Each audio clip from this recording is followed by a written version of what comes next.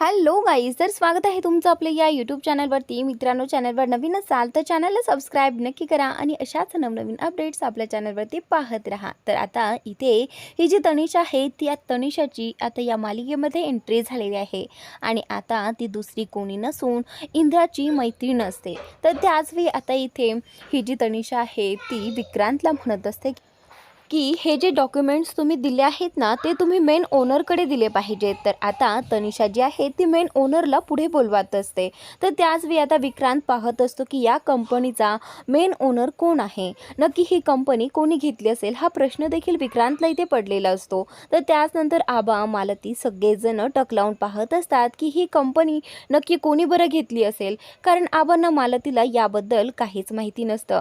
तर आता इथे ही जी तनिषा आहे ना ती बोलते की चला आता खूप वेळ झाला आहे वाट पाहून, तर आता मेन ओनरला बोलवलंच पाहिजे.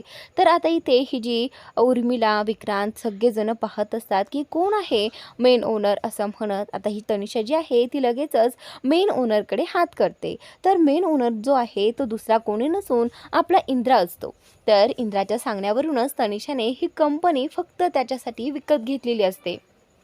आणि आता इथे इंद्रा जो आहे तो अगदी स्टाईलमध्ये या सगळ्यांसमोर येतो. म्हणजे आता तो जसा या कंपनीचा मालक होता आधी, तसाच त्याच्या स्टाईलमध्ये इंद्रा जो आहे तो आता विक्रांतसमोर उभा राहतो, सुटाबुटात एकदम टाईट फिट.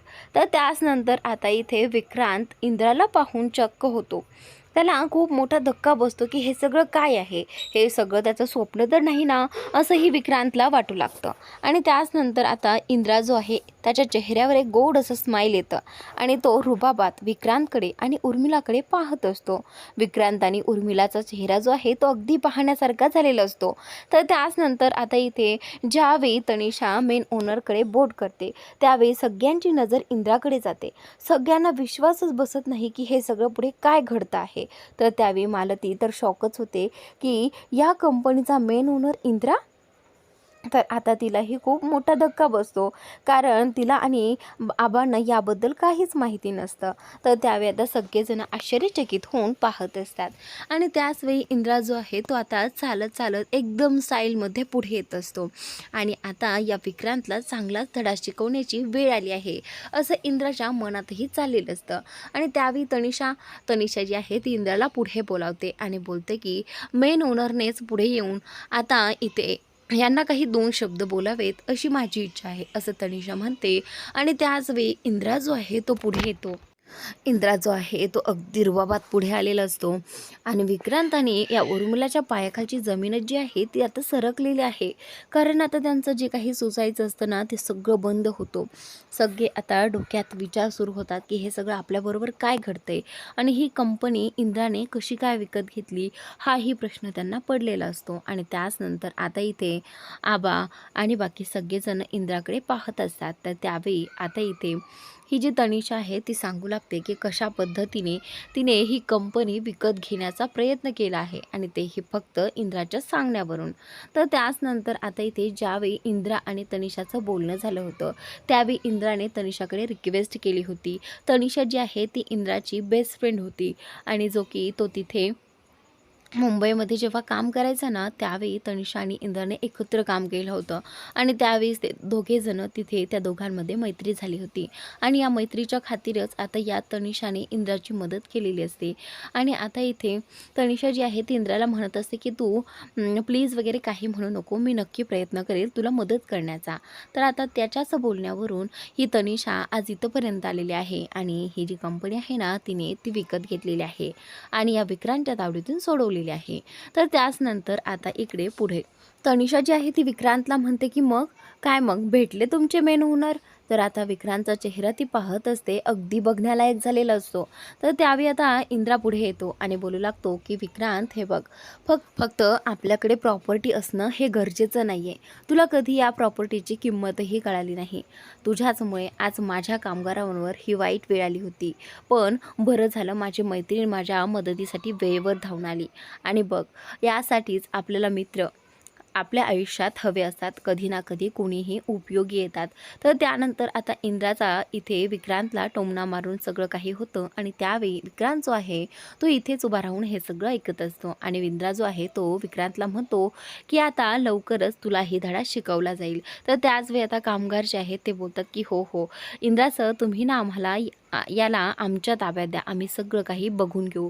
तर आता इथे कामगार जे आहे ते भडकलेले असतात, कारण त्यांचं रोजचं काम जे आहे आणि त्यांचं अन्न पाणी आता विक्रांत त्यांच्याकडनं हिसकावून घेणार होता आणि या सगळ्याचा बदला कामगारांना घ्यायचा होता. तर म्हणूनच आता इंद्रा जो आहे तो बोलतो की ठीक आहे, आपण या सगळ्याचा हिशोब आता चुकता करूयात. तर त्याच नंतर आता इथे हा जो विक्रांत आहे ना तो इंद्र जेव्हा तनिषाला बोलायला जातो त्यावेळी विक्रांत तिथून कटण्याचा प्रयत्न करतो. तर लगेचच कामगार बोलतात की हा पहा पळकुटा पळून चालला आहे, पकडा याला, असं म्हणत आता कामगारांनी त्याला पकडलेलं आहे. इथे विक्रांत आणि उर्मिला दोघेही जण चोरून लपून निघून चाललेले असतात. त्यावेळी कामगारांनी त्या दोघांनाही घेरलेलं असतं आणि या विक्रांतला सांगितलं आहे की आता इथून पुढे इंद्रजित सरांच्या आयुष्यात आणि आमच्या आयुष्यात कधीही डोकवायचं नाही आणि आम्हाला त्रास देण्याचा प्रयत्नही करायचा नाही. तुझी लायकीच नाही आहे आमच्यासमोर उभं राहण्याची, असं सगळं इथे ते जे काही कामगार आहेत ते म्हणत असतात. तर त्यावेळी आता काही बायका इथे उर्मिलाकडेही येत असतात. त्यावेळी उर्मिला बोलते की हे पहा, मी प्रेग्नंट आहे आणि त्यामुळे प्लीज मला असं काही करू नका जेणेकरून माझ्या बाळाला त्रास होईल. तर त्याच नंतर आता इथे विक्रांतला त्यांनी खूप तुडवलेला आहे, कारण सगळा राग आबांचा, आमच्या देव माणसाला तू सतत त्रास दिला, असं सगळं इथे कामगार बोलत असतात. आणि आता इथे ज्यावेळी विक्रांतला खूप मारलं जातं त्यावेळी आता राणी तिथे येते आणि राणी त्या सगळ्यांना थांबवते. राणी बोलते की हे पहा, ते आपल्यासोबत वाईट वागले आहेत म्हणून आपणही त्यांच्याशी वाईट वागायचे नाही. हे पहा, सोडा त्यांना, त्यांना त्यांच्या कर्माची शिक्षा नक्कीच मिळेल. जसं की आपल्या आबांनी पुण्य केलं होतं म्हणून आपल्या आबांची फॅक्टरी आपल्याला पुन्हा मिळाली, तसंच यांना यांच्या पापाची शिक्षा देखील मिळेल. तर त्यावेळी आता हे जे हा जो विक्रांत आहे ना तो कामगारांना म्हणतो, त्याची अजून देखील अक्कल ठिकाण्यावर आलेली नसते. एवढं सगळं होऊन, एवढा मार वगैरे खाऊनसुद्धा तो म्हणत असतो की मी तुम्हाला सोडणार नाही. तर त्याच नंतर आता इथे राणी जी आहे ती हे सगळं पाहत असते आणि बोलते की आता इथे एक क्षणही थांबायचा नाही, इथून निघायचं. तर आता इथे इंद्रा देखील आलेला असतो आणि बोलतो की आता इथे पाऊल ठेवण्याचीही हिंमत करायची नाही आणि लवकरात लवकर इथून निघायचं आणि या कंपनीच्या आसपासही कुठे बाहेर दिसायचं नाही, समजलं तुला, असं म्हणून आता या विक्रांत आणि उर्मिलाला धक्के मारून तिथून बाहेर काढलं जातं. आणि त्याच नंतर आता इथे आबा जे आहे ते आता इंद्राला बोलतात की इंद्रा, मला एक महत्त्वाचं काम आठवलं आहे आणि ते राहिलं होतं. तर आता इंद्रा बोलतं की काय आबा? तर त्यावेळी आता आबा बोलतात की राणीचा गृहप्रवेश, असं म्हणत आता सगळेजण राणीचा गृहप्रवेश करण्यासाठी घरी जायला निघालेले असतात आणि त्यांच्याबरोबर ती तनिषा देखील आता घरी जायला निघालेली असते. इकडे आता विक्रांत आणि हे उर्मिला दोघेही जण हॉटेलच्या एका रूममध्ये राहण्यासाठी आलेले असतात. त्यावेळी आता इथे या विक्रांतला खूप मार लागलेला असतो, त्या लोकांनी जाम तुडवलेलं असतं आणि इथे त्याच्या जखमा ज्या आहेत त्या दुखत असतात. तर त्यावेळी आता तो बर्फाची वाट पाहत असतो की कधी एकदा कोणीतरी बर्फ आणून देईल. तर आता तेवढ्यातच एका जणाने बर्फ आणून दिला आणि त्यानंतर या उर्मिलाने काय केलं, तो ड्रिंकमध्ये मिक्स केला आणि थंड म्हणून आता इथे विक्रांतला प्यायला द्यायला लागली. तर त्यावेळी विक्रांत पाहतो की या उर्मिलाने जो काही आईस आणला होता तो सगळा त्या ड्रिंकमध्ये टाकलाय. खरं तर तो आईस जो आहे ना तो विक्रांतच्या त्या जखमेवरती लावण्यासाठी आणलेला असतो, पण या उर्मिलाने खूप मूर्खपणा केला आणि त्यानंतर विक्रांत तिला एवढं बोलला ना की तुला काहीच कळत नाही, तुला अक्कलच नाही आहे, तुला हे सगळं करायची काय गरज होती उर्मिला, आता जा माझ्यासाठी बर्फ घेऊन ये, असं म्हणत आता विक्रांतने उर्मिलाला बर्फ आणण्यासाठी पाठवलेला आहे. तर आता बाकीचे सगळेजण आबा, मालती, इंद्रा, राणी सगळेजण घरी आलेले आहेत. तर त्यावेळी आबांनी काही माणसं देखील आणलेली असतात आणि सांगितलं आहे की आपलं घर वगैरे सगळं काही डेकोरेट करा, अगदी त्या दिवशी सारखंच. तर आता सगळे खुश असतात आणि तनिषा देखील तिथेच उभी असते. तर त्यानंतर आता आबा इंद्रा आणि राणीला सांगतात की जा दोघेजण तयार होऊन या. तर त्यावेळी आता ते दोघेजण तयार होण्यासाठी जातात. तोपर्यंत ही जी तनिषा आहे ना ती त्यांचं सगळं घर वगैरे सगळं काही बघून घेते आणि त्याचनंतर आता तनिषा एकटीच उभी असते. तेवढ्यात मालती तिच्याकडे येते आणि बोलू लागते की काय गं तनिषा, तू याआधी कधीच एकदाही आली नाही आहेस गं आमच्या घरी. तर त्यावेळी तनिषा जी आहे ती बोलते की आंटी ते काय आहे ना, मी इथे नसतेच, मी भारतात नसतेच, त्यामुळे आता माझं इकडे येणंही जास्त होत नाही. तर त्यानंतर आता इथे मालती बोलते की ठीक आहे, पण असं यायचं कधी अधनंमधनं, त्यावेळी आबा तिथे येतात आणि आबा इथे तनिषाकडे आल्यानंतर तनिषाला बोलू लागतात की तनिषा, आज तू आमची वेळेवर मदत केली आहे. तुझे आभार कसे मानू आणि कसं काय करू हे मलाच कळत नाही आहे. तर त्यावेळी आता इथे तनिषा जी आहे ते बोलते की आबा, अहो काय आहे, तुम्ही आभार वगैरे सगळं काही व्यक्त करू नका प्लीज. तर त्यानंतर आता इथे आबा जे आहे ते बोलतात की ठीक आहे. असं म्हटल्यानंतर आता इथे मालती जी आहे ती बोलते की बस ना तनिषा, तू बस, मी एक काम करते, राणी आणि इंद्रा तयार झाले आहेत की नाही ते पाहून येते. तेवढ्या तिथे रत्नाई आणि अजित येतात. तर त्यावेळी रत्नाईची ओळख जी आहे ती मालती इथे करून देते आणि त्यावेळी ही तनिषा जी आहे ती बोलते की तोच ना विक्रांत, त्याची आई आहे का? तर त्यावेळी आता मालती बोलते की हो.